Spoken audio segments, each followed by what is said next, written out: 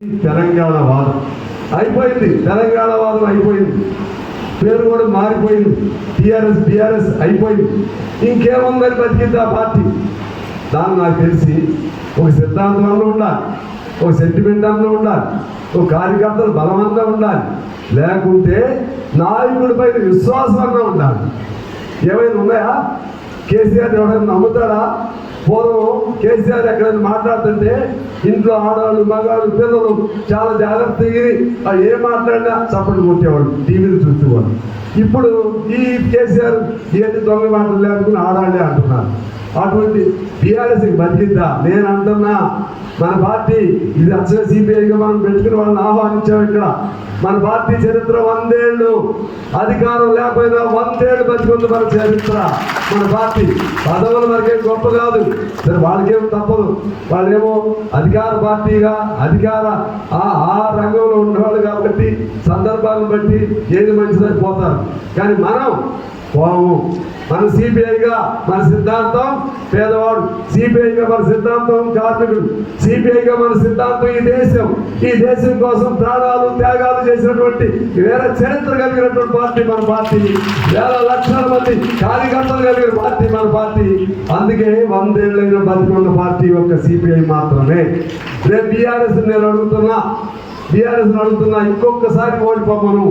ఇప్పుడు నాకు 2వ 3వ కూడా వస్తే నాకు నమ్మకం లేదు పార్లమెంట్లో. ఇంకొకసారి అసెంబ్లీలో ఓడిపోమను. ఆ బీఆర్ఎస్ వాళ్ళు కూడా మనకి ఇప్పటికీ ప్రతి నియోజకవర్గంలో ప్రతి చోట మన కార్యకర్తలు ఉన్నారు. కాదు ఎలక్షన్లో గెలవలేకపోవచ్చు. ఎలక్షన్లో ఎందుకు గెలవలేకపోవడం అంటే మన పార్టీ చెడ్డదని కాదు, మన నాయకుల మీద ప్రేమ లేక కాదు, మనం పోరాట స్ఫూర్తి లేని వాళ్ళం కాదు, కార్యకర్తలు లేని వాళ్ళం అందుకంటే కాదు, డబ్బు లేదు మన దగ్గర. డబ్బు లేదు కాబట్టి గెలవలేము. కానీ మీరు చూడండి, తెలుగుదేశం ఏమైంది? తెలుగుదేశం వాళ్ళు మనకు ఎగ్జామ్ తీసారా? ఒకప్పుడు ఈ సిపిఐ పార్టీ చిన్న పార్టీ అన్నారా? ఇప్పుడు ఎక్కడ ఉంది టీడీపీ అని నేను అడుగుతున్నా. మా మహేందర్ రెడ్డి గారు కూడా టీడీపీ తరఫున ఎమ్మెల్యే మంత్రి చేస్తే మేము ఇద్దరు కలిసే ఉన్నాం సార్ అసెంబ్లీలో. నేను అంటున్నా, ఊరికి వ్యక్తులుగా కాదు, సిద్ధాంతపరంగా అవగాహన కోసం చెప్తున్నా. ఇప్పుడు టీడీపీ ఉందా? జనతా పార్టీ ఉందా? జనతాదళం ఉందా? స్వతంత్ర పార్టీ ఉందా? ప్రజారాజ్యం చిరంజీవి పార్టీ ఉందా? పవన్ కళ్యాణ్ జనసేన తెలంగాణలో ఉందా? జగన్మోహన్ రెడ్డికి సంబంధించిన వైఎస్ఆర్ పార్టీ తెలంగాణలో ఉందా? మరి ఏమైపోయాయి పార్టీ? ఎగిరెగిరి పడ్డారు మన మీద. మీరు ఎర్రమంది హ్యాకర్ అయితే అన్న మీరు చంద్రబాబు గారు ఒకసారి మేము ఊరేగింపు నడుస్తున్నాం, లేదా అప్పుడు ప్రతిపక్షంలో ఉన్నప్పుడు సాంబశివరావు ఏదంటే అడిగాడు. నేను అనుకున్నాడు, నేను వెనకే ఉంటా. ఇప్పుడు వచ్చి ఎగురుకుంటూ వచ్చి నా చేయబట్టుకుని నువ్వు రానా మా నాయకుడు పిలుస్తున్నాడు, అయినా మాకు ఒక కరివేపాకు ఉండాలి కదా అన్నాడు. కరివేపాకు ఉండాలి కదా అంటే దయాగారు ఇప్పుడు ఓకే, మీరు మాకంటే పెద్ద పార్టీ. ఆ తర్వాత ఇంకొకసారి మీరు ఓడిపోండి.